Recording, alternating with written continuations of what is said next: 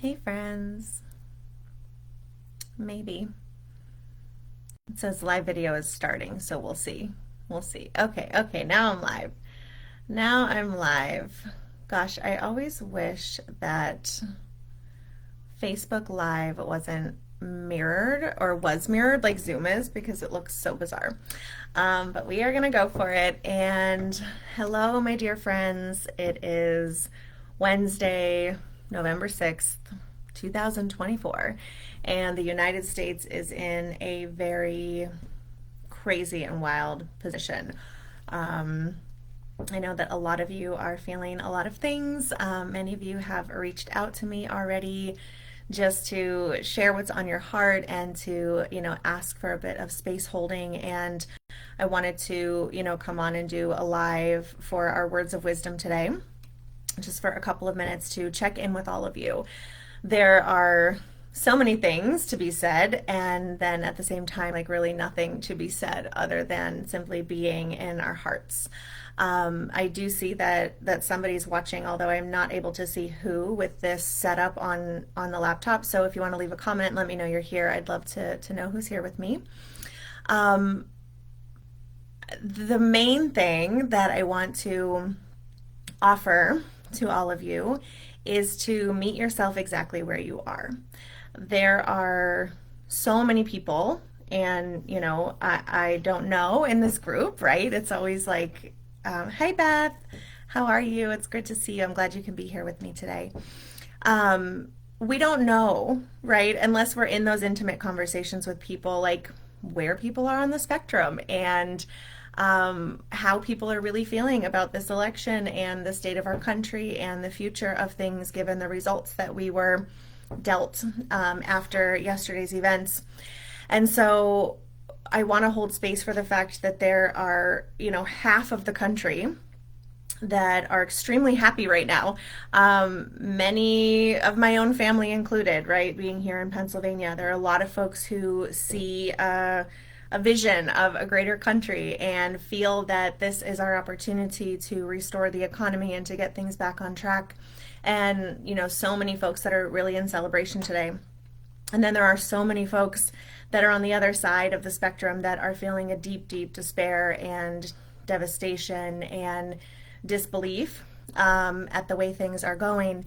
And it is part of our work as spiritual people, as yogis, as those on the path to be in the space of equanimity in our own hearts as we witness that duality unfolding around us. And it's really a moment where, like, we wish we had any answers. We wish we had the answer, right? To help us know how this is going to unfold and how we can show up and how we can move forward.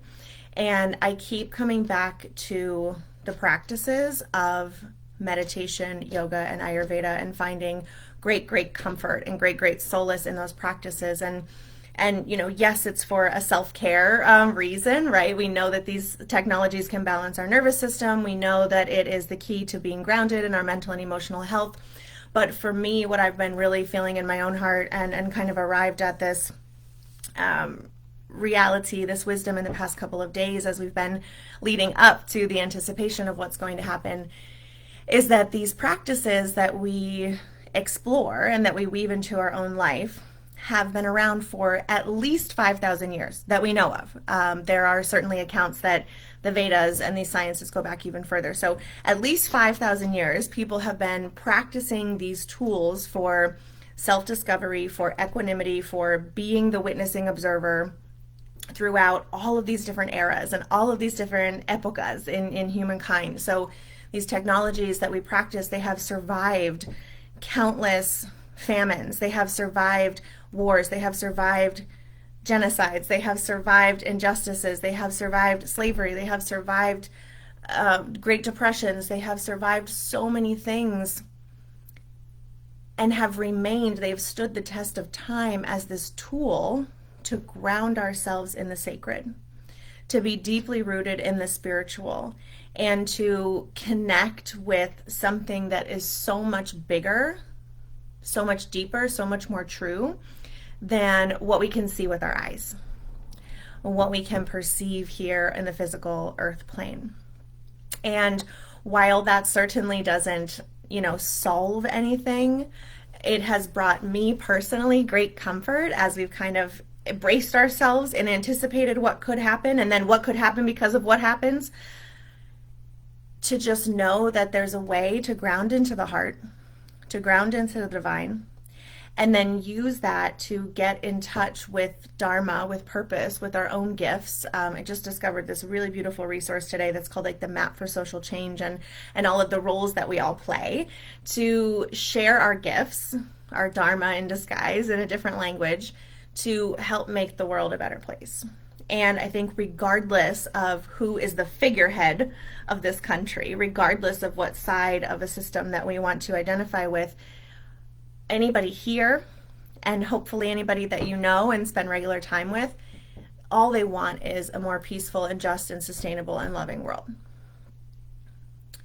And so I believe that that's the invitation right now, is to feel what you're feeling, whether it's celebration and hope or grief and despair. Feel what you're feeling and then catalyze that into, okay, how do I then take action? How do I embrace my gifts? How do I really own my thread in the tapestry of our shared humanity and put my money where my mouth is and take action to make sure that everybody can have a seat at the table, that rights can be retained, that compassion can be given freely, and that we can move forward together in this situation that we're in, right? I could go on and on. Apparently there's a lot to say. But I just kind of want to leave you with that. And I want to let you know that I see you, I feel you, I love you.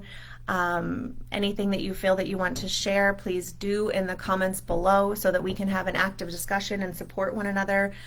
Community is so critical now more than ever in a world that is trying to divide us, that we come together, that we unite, that we uplift, that we be supported, that we bare our souls, and that we can help one another walk forward hand in hand, side by side on this path.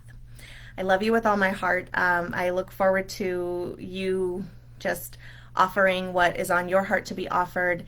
And I'm here for you if you need anything. Please feel free to comment in this group. Again, if it be a fruitful group discussion, and if you feel like you need some personal support, my DMs are open to you.